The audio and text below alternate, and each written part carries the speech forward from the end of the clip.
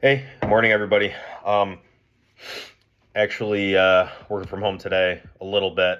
I was in the office earlier, but just wanted to do another quick video, um, kind of give some updates and give my thoughts on where the market is and kind of where we're headed and everything, and cover some of the things that I've observed and seen over the last few weeks. Um, but yeah, so wholesale updates. Just finally shipped. I actually dropped off the remaining unit orders this morning at UPS. So finally, those are all out the door. The bundles were delayed for a while. I didn't get those until Wednesday.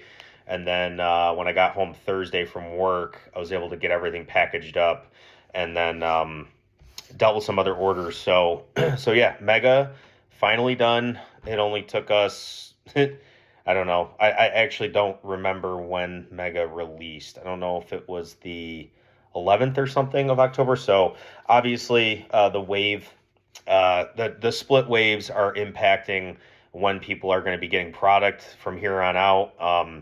And then with Mega, there was an additional delay from, I think it was distro 4, because obviously we get product from a bunch of different distros, and then it's all kind of bundled together and then goes out from there. Um, they had an additional delay that on top of the split waves delayed the remaining unit orders. So everything's out. I imagine Phantasmal will probably be similar, unfortunately. But we're going to prioritize obviously the highest spenders. We're going to get the cases out to those people. They're going to go directly to them, and then we'll trickle down and fulfill orders on a spend ranking basis.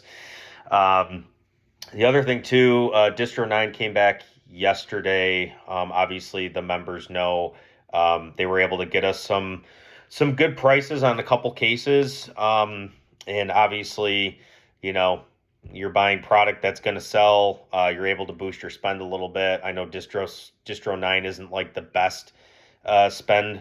We're probably going to start to think about adjusting their spend rank and the weight we assign to Distro 9 going forward, just because they're really starting to become a more reliable relationship for us.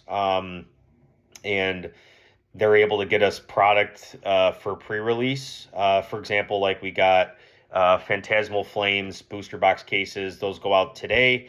I think they were able to get us 6 cases for like 1,600 or something like that. Um, Obviously, if they're shipping today, that's a full week before release. You'll get that product before release.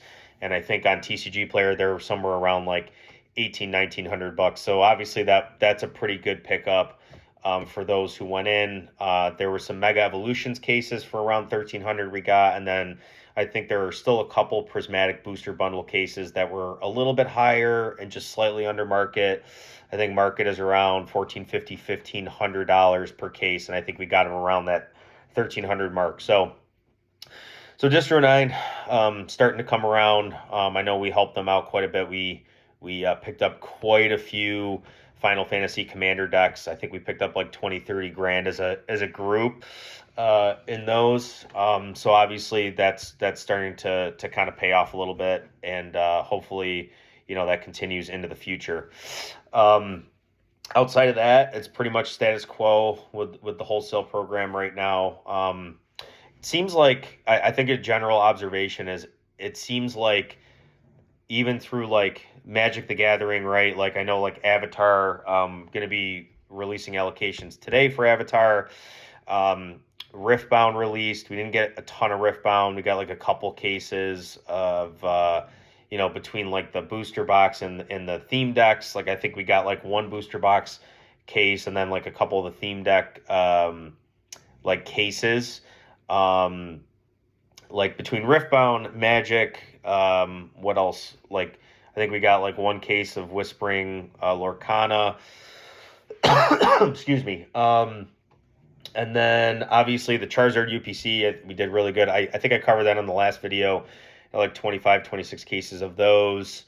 Um, it just seems like right now there is a lot of product being churned through on top of like the standard Pokemon sets, right? So like, and it's product that like if you're able to get it at wholesale, right, which is what we're offering at, um, then at least for the ancillary products, right? Like if you're getting it at wholesale, like you're still going to do okay. Um, it just seems like right now, and this is where I kind of get into like the market discussion.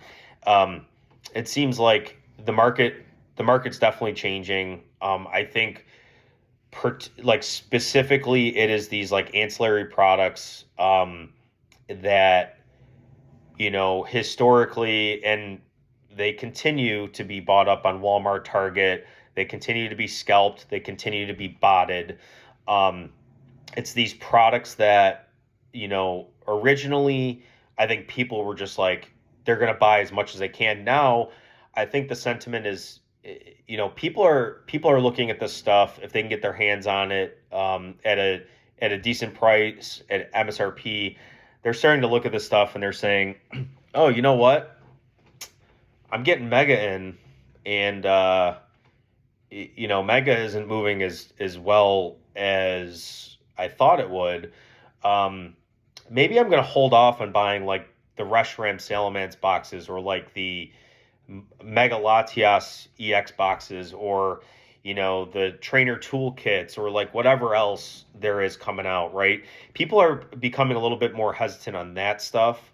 Um, and you know it's applying some downward pressure, right? And there's been a lot of talk about like crash and things like that, and like, oh, we're heading into a bear market.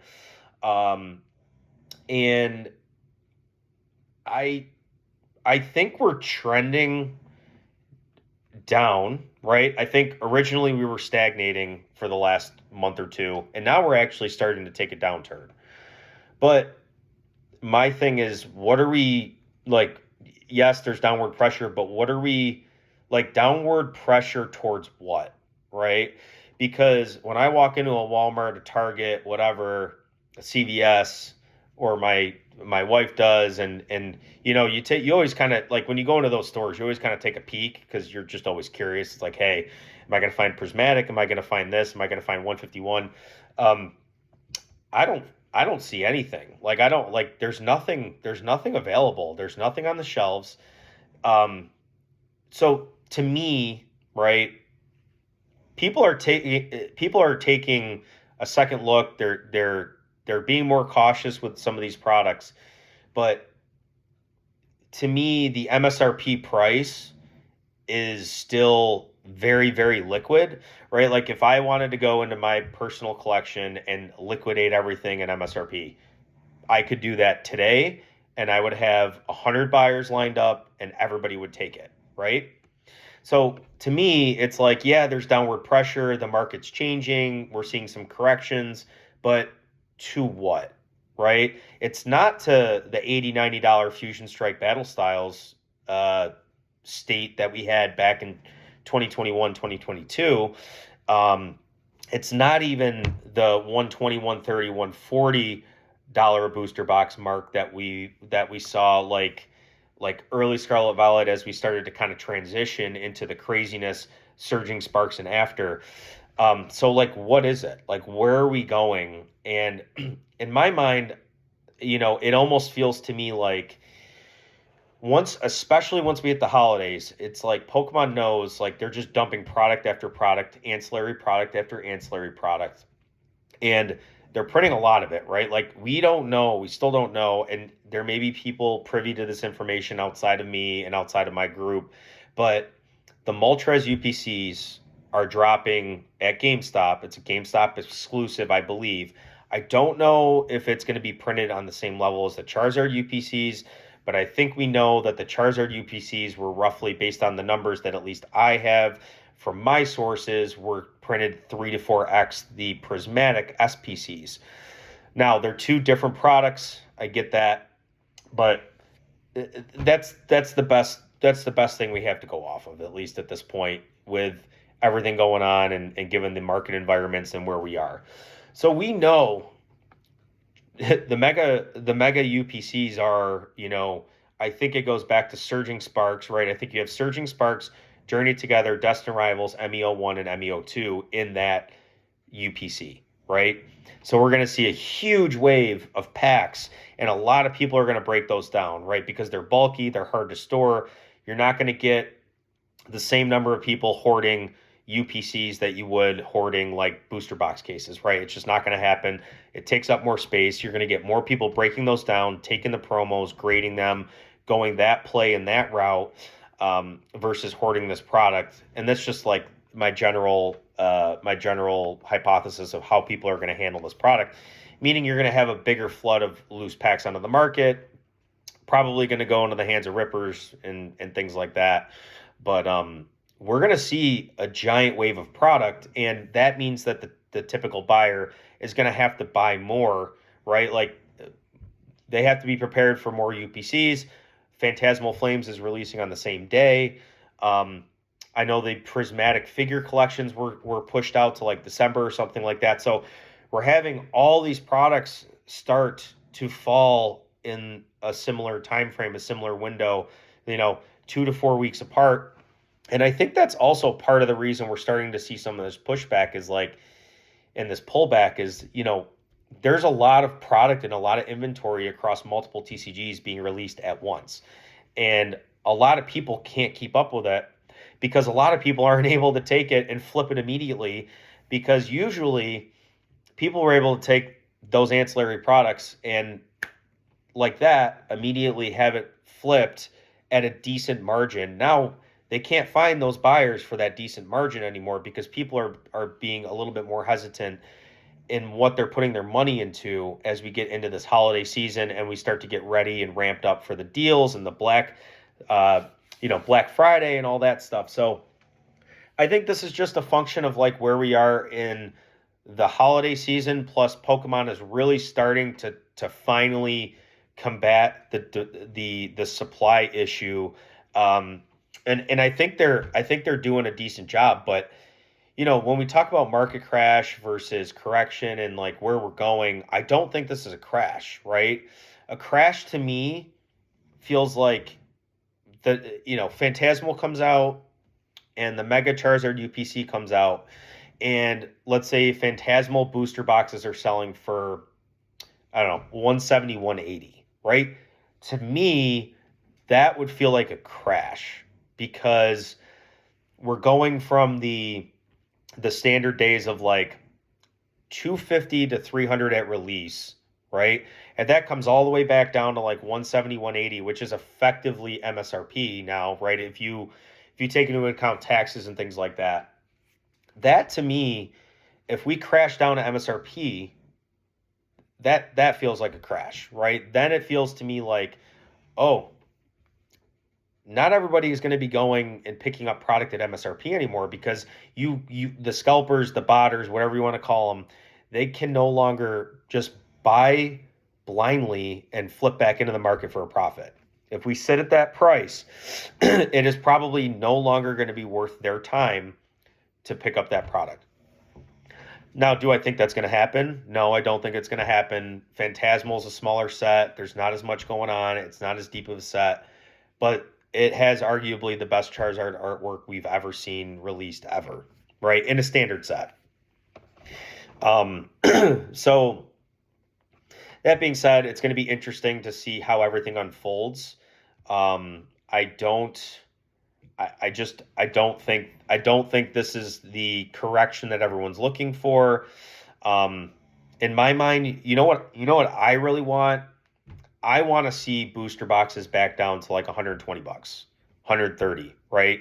Where you can buy from distribution at 95 to 100 and then have a healthy flip into the market, some percentage of what your allocations are, which if we're down to 120, 130, your allocations are going to be higher, right? Because the Walmarts, the Targets, everybody, they're not going to take as much, and more are going to go to those traditional distribution lines and into the hands of LGSs and other places, right? So you're going to get more booster boxes at a much lower margin. And that's where I want to get back to, right? I want to get back to those days where, you could buy whatever you wanted, at a fairly, I would say, I don't want to say healthy, but a fairly like reasonable margin. Um, because those are the days where you actually have the opportunity to acquire large positions, right? Like right now, you can't acquire large positions of anything. They're like if you want to acquire a large position of something, you're doing that with a lot of risk, right? Like nobody's picking up, and I shouldn't say nobody because there are whales that are always coming in. Um, there is I would say other sources of money coming in, and they're hearing Pokemon and they're parking their money here. Um, call it institutional money, call it whatever you want. I don't know. But the average person isn't going to go pick up 10 cases of ME01 at $250 a piece anymore. Um, at least I'm not, like, I know my behavior's changed, right? Like in the past, I might have said, hey, if I can get 5, 6 cases of a set at, you know, 650 to 750, I'm probably just going to go do it because I believe in the IP and I believe in the long-term trajectory of everything. And historically, those booster boxes go up over time. But right now, it's just like it just feels like there's a lot of this. People are assigning value to these booster boxes based off of their future value, not their present value. And a lot of that has to come. A lot of that has to do with supply and current demand, and it is what it is, right? And I'm not saying it's right or wrong. It is, right? The market is what it is.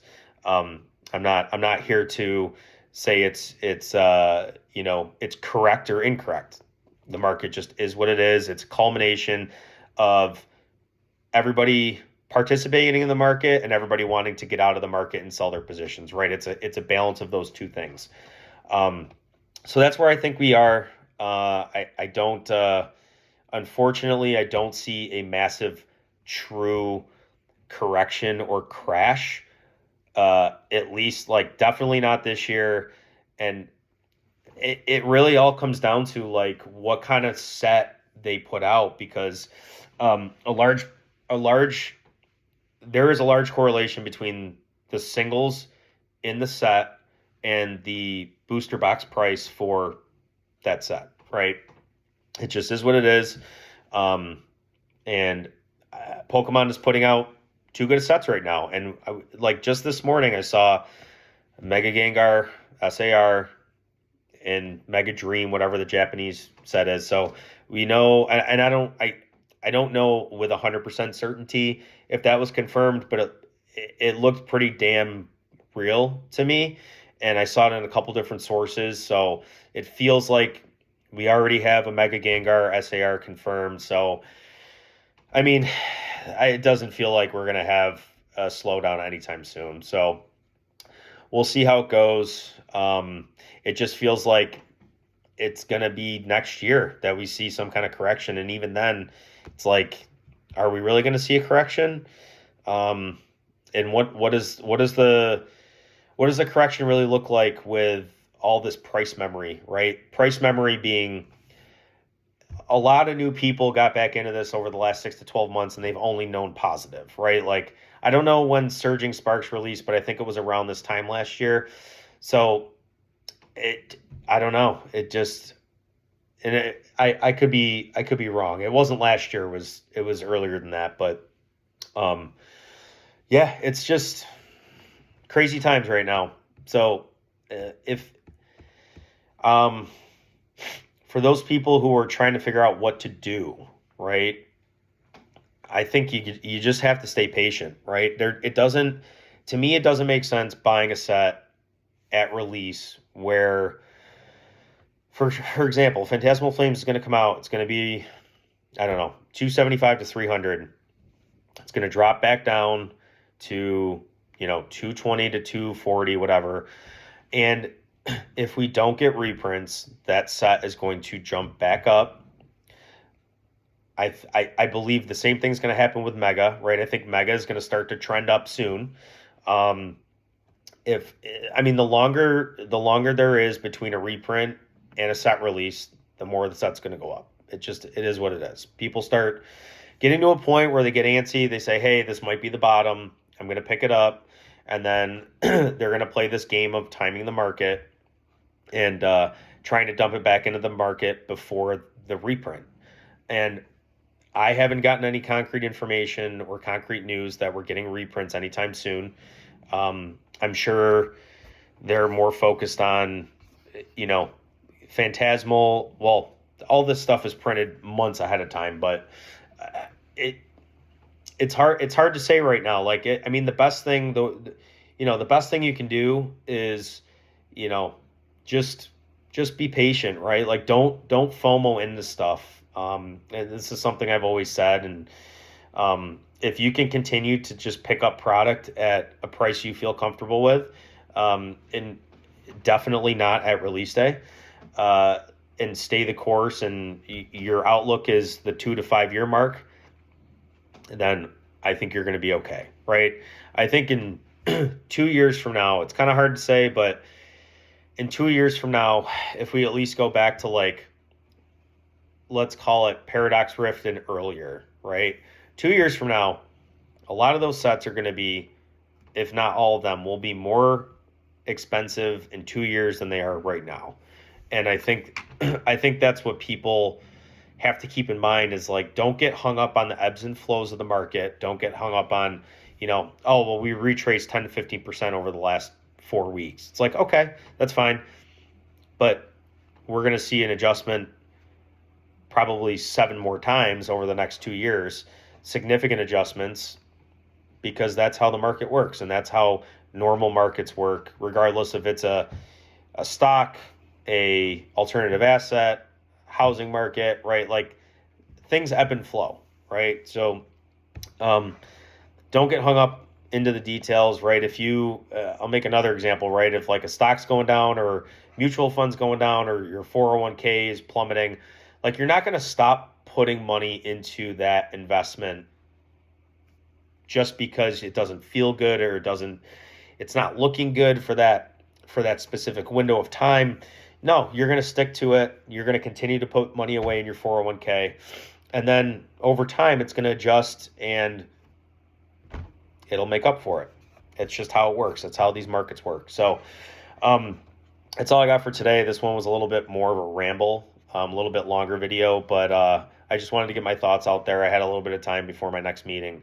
And yeah, so that's all I got for today. Appreciate you guys listening. See you next time.